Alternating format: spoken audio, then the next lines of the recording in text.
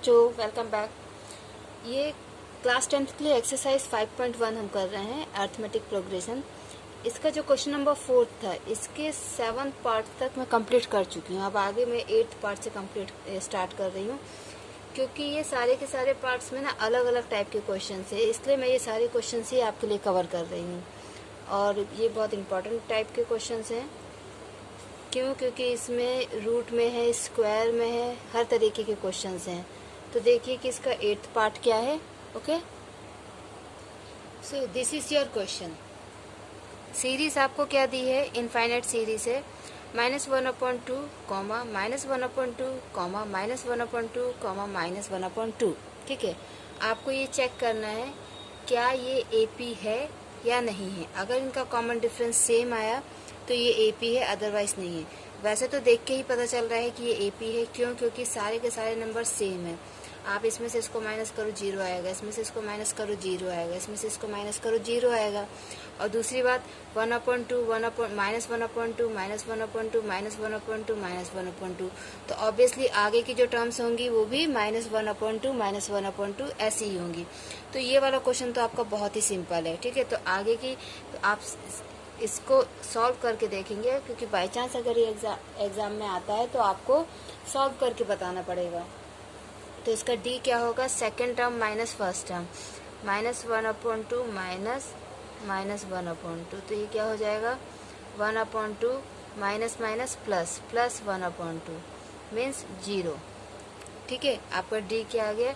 0। आप फिर से D अगर निकालेंगे, third term minus second term, -1/2 -1/2, तो ये क्या हो जाएगा? -1/2 minus minus plus, +1/2 equal to 0। आपका D सेम आया है, दैट मीन्स कि ये एक AP है। और इसमें अब आपको क्या निकालना है? आगे के 3 और टर्म्स निकालना है। आपको 4 टर्म्स दिए हैं, आगे के 3 टर्म्स कौन कौन से होंगे? 5th, 6th and 7th। तो आपका 5th टर्म क्या होगा? A5, 4th term plus common difference D, और 4th टर्म है आपका -1/2 और D है 0। तो आपका 4th टर्म क्या हो जाएगा? -1/2। ठीक है, मतलब 5th टर्म। आपका 6th टर्म भी -1/2 होगा, और आपका 7th टर्म भी -1/2 होगा। ठीक है, अब देखते हैं इसका next part. So this is your 9th question. इसमें आपको सीरीज क्या दी है? 1, 3, 9 एंड 27। तो ये साफ साफ हमको समझ में आ रहा है, देख के ही पता चल रहा है कि ये AP नहीं है। क्यों? क्योंकि 3 - 1 2 एंड 9 - 3 6। D आपका सेम नहीं आ रहा है, दैट मीन्स ये आपकी AP नहीं है। मैं इसको सॉल्व नहीं कर रही हूँ, क्योंकि मैंने आपको समझा दिया है। अब हम देखते हैं इसका 10th पार्ट। ओके, ये 10th पार्ट है। ये थोड़ा अलग है, जिसको मैथ में थोड़ी प्रॉब्लम होती है, जिसका मैथ थोड़ा वीक है, उनको ये वाले क्वेश्चंस में प्रॉब्लम हो सकती है। क्यों? क्योंकि इसमें नंबर के साथ साथ वेरिएबल का इस्तेमाल किया गया है। तो देखिए, इसमें हम D निकालेंगे तो कैसे निकालेंगे? D हम कैसे निकालते हैं? Second term minus first term. ठीक है, तो है तो वैसे बहुत सिंपल, 2A माइनस A। अब आप इसको ऐसे देखिए, आपके पास कोई 2 चीज़ें हैं, उसमें से आपको एक हटानी है। ठीक है, 2 सेम प्रकार की चीज़ें, उसमें से एक हटानी है। तो 2 में से एक आप हटा दोगे तो आपके पास एक ही बचेगा। दैट मीन्स 2A में से अगर A को हमने माइनस किया तो हमारे पास सिर्फ A बचेगा। ठीक है, तो आपका D क्या आ गया? A। फर्स्ट केस में आपका D क्या आ गया? A। सेकंड केस में हम D निकालते हैं, third term minus second term. तो थर्ड टर्म है आपका 3A एंड सेकंड टर्म है आपका 2A। अब वही बात है कि आपको 3 में से 2 हटाने हैं। ठीक है, 3 में से 2 हटाने हैं, निकालने हैं या घटाना है। ठीक है, माइनस करना है। तो 3 में से 2 गया 1, तो सिंपल A बचेगा। आपके क्या बचेगा? Simple A। तो दोनों ही केस में आपका D सेम आया है। अब हम इसका 5th, 6th और 7th टर्म निकालते हैं। तो देखिए, फर्स्ट टर्म इसका A, second term 2A, third term 3A, fourth term 4A, तो obviously 5th term 5A, 6th term 6A और 7th term 7A। Clear? Okay, तो देखिए, 5th term 5A, 6th term 6A and 7th term 7A। Okay.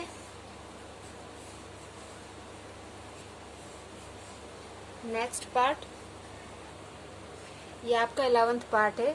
Series आपको क्या दी हुई है, ए square A cube and ए की power 4, ठीक है। ए स्क्वायर ए क्यूब एंड ए की पावर 4, आपको बताना है ये एपी है या नहीं। तो देखिए, जिनका मैथमेटिक्स बहुत स्ट्रांग है वो देख के कह देंगे नहीं है, ठीक है। लेकिन जिसका नहीं है उसके लिए मैं करती हूँ solve. Second term minus first term, second term minus first term, यही आपका डी रहेगा।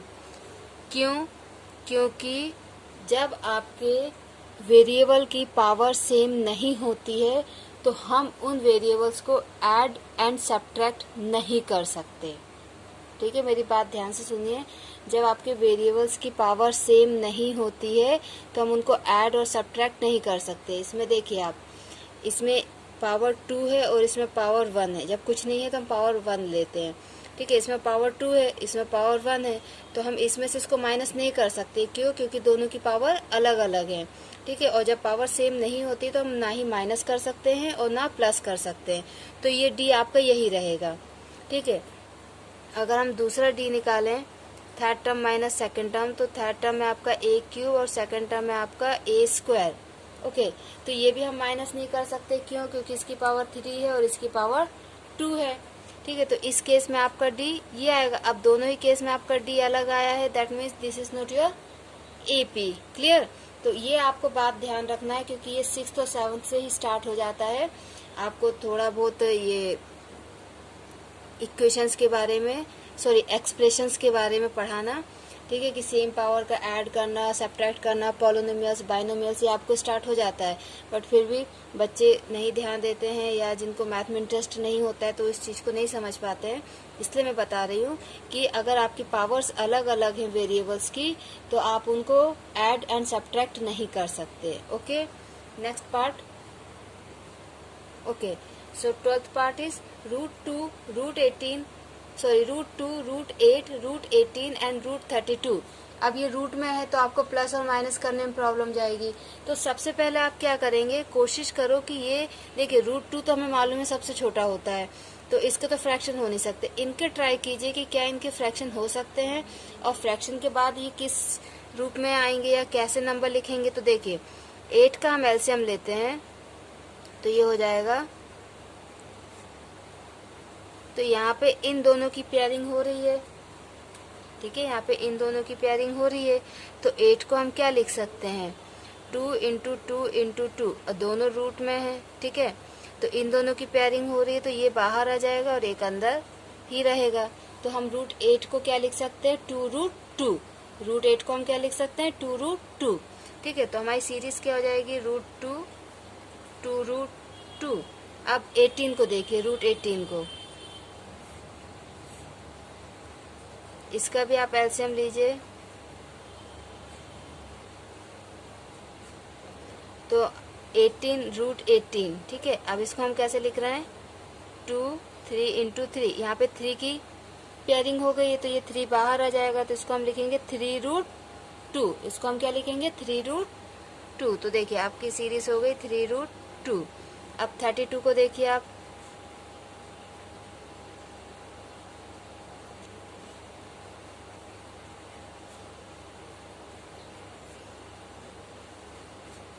इसमें इन दोनों की पेयरिंग और इन दोनों की पेयरिंग हो गई है ना।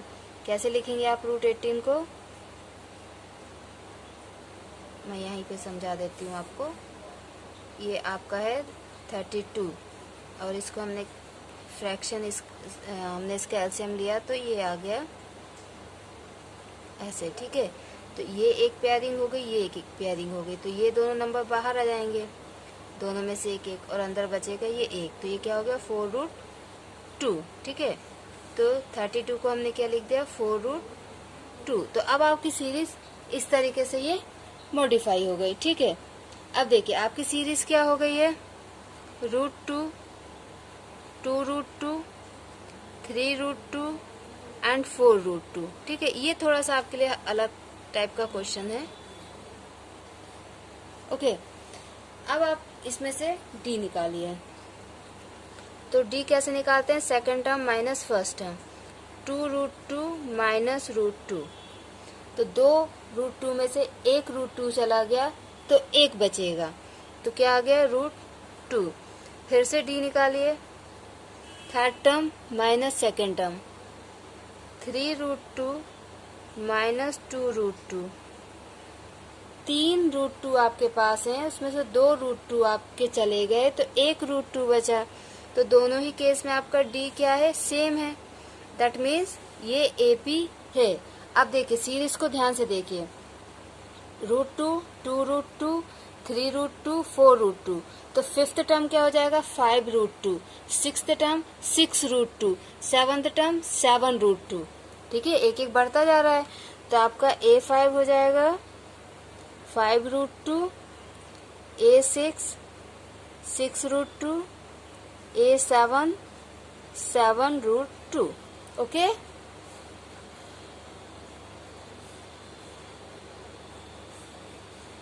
जब हम इस सीरीज को यहाँ तक सॉल्व कर लेते हैं ना तो उसके बाद ये इजी है, लेकिन अगर आप इसको ही लेके चलेंगे तो फिर आपको प्रॉब्लम होगी।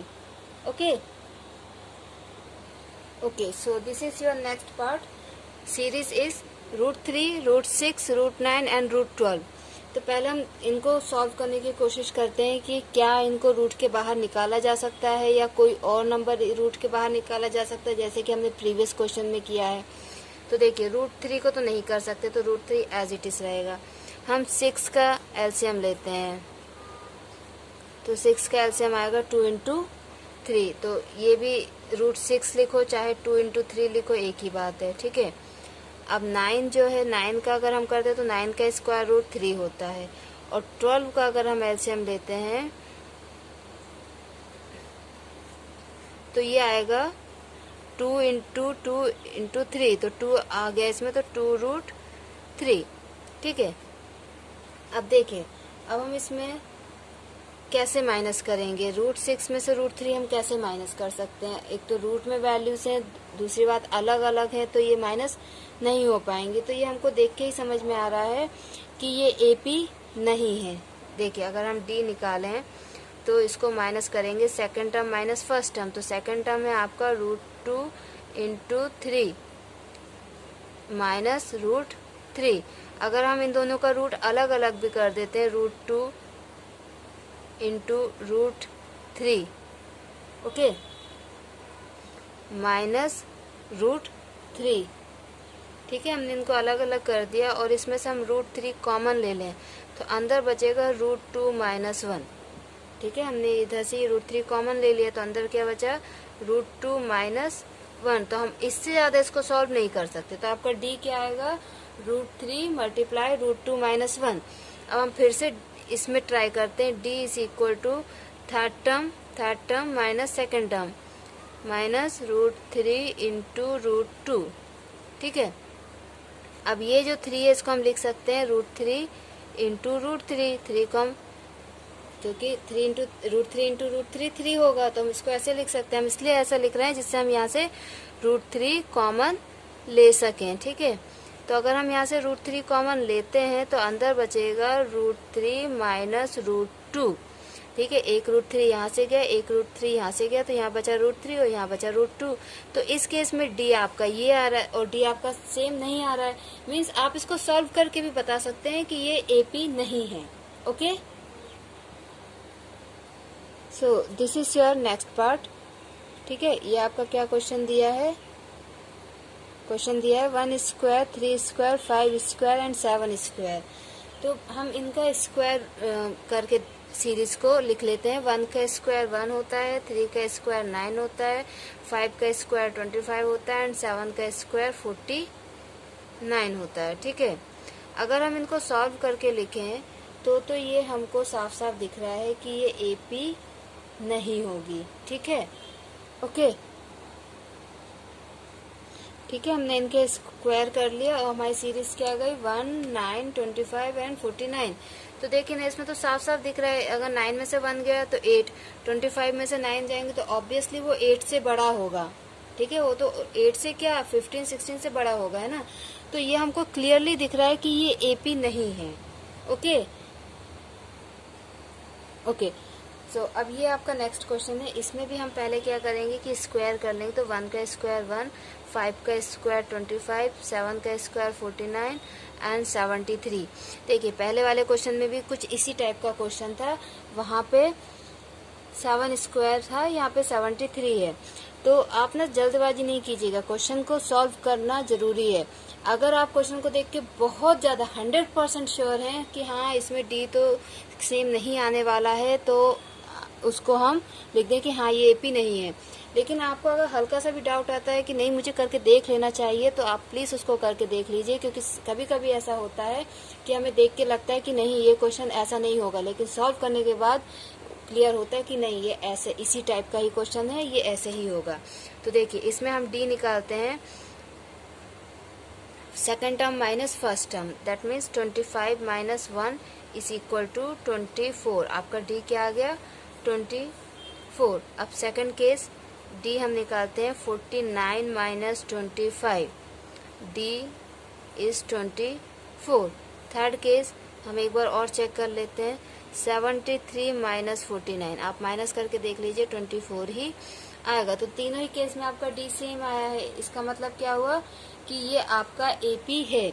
तो इसका फिफ्थ टर्म क्या हो जाएगा, फिफ्थ टर्म होगा fourth term plus 24 and fourth term है 73। 73 में 24 प्लस कर देंगे तो कितना हो जाएगा 97। ओके, सिक्स्थ टर्म क्या हो जाएगा, fifth term plus D, D है आपका 24 मीन्स 97 प्लस 24।